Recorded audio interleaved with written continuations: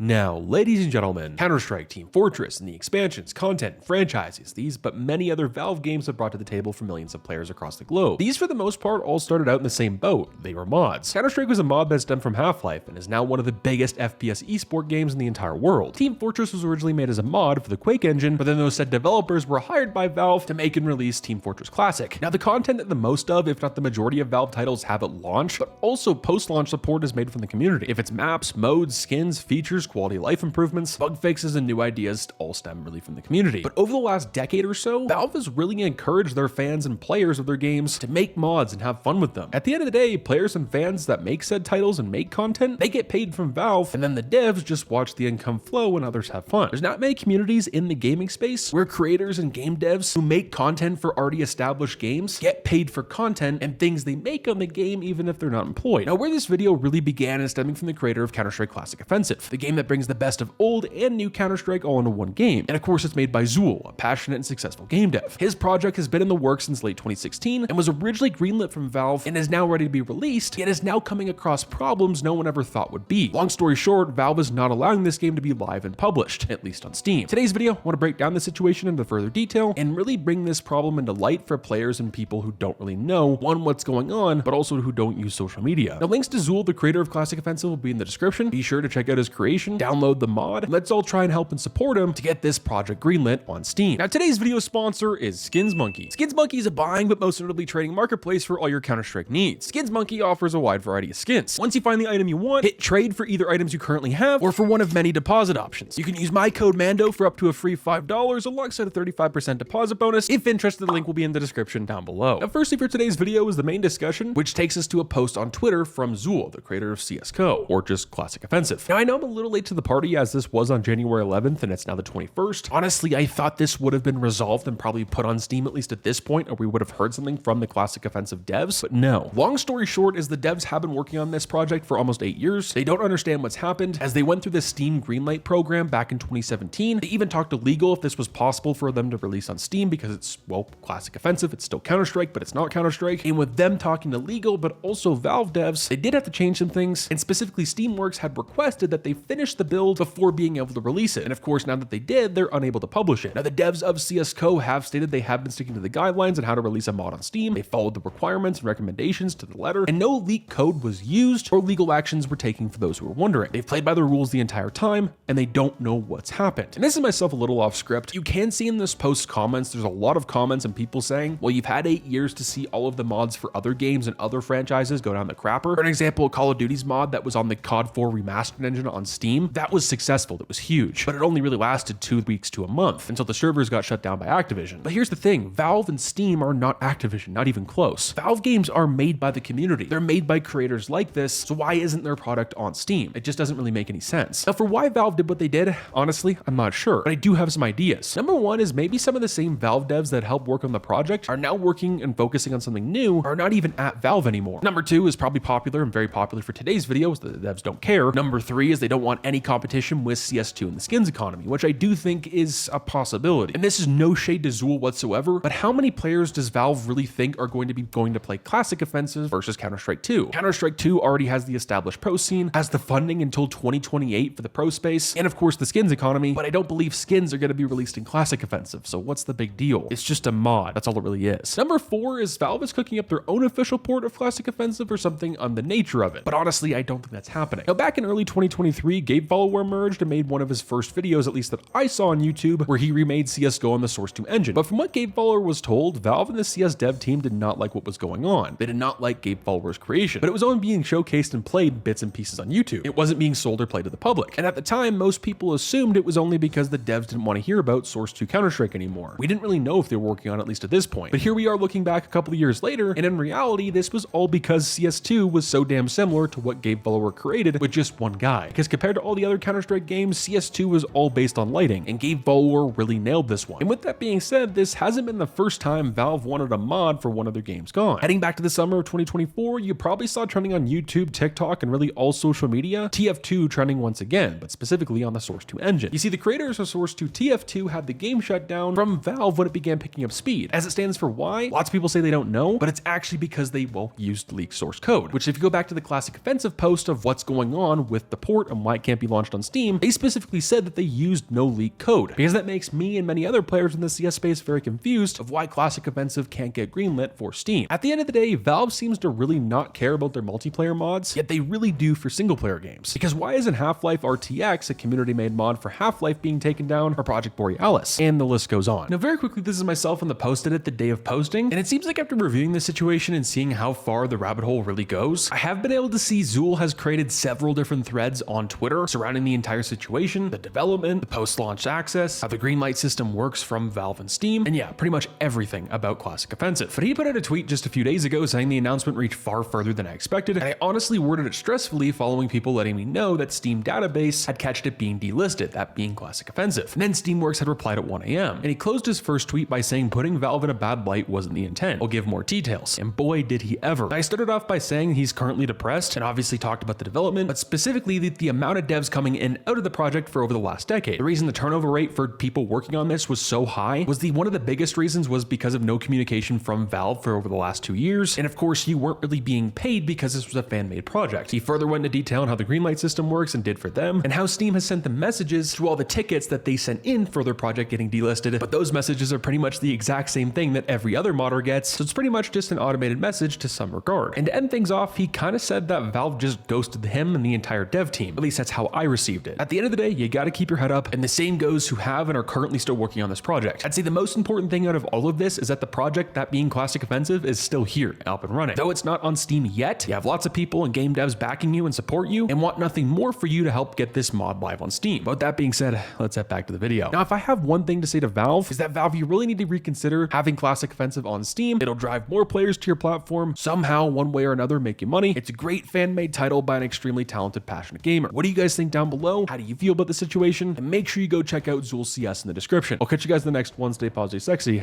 I'm out, guys. Peace.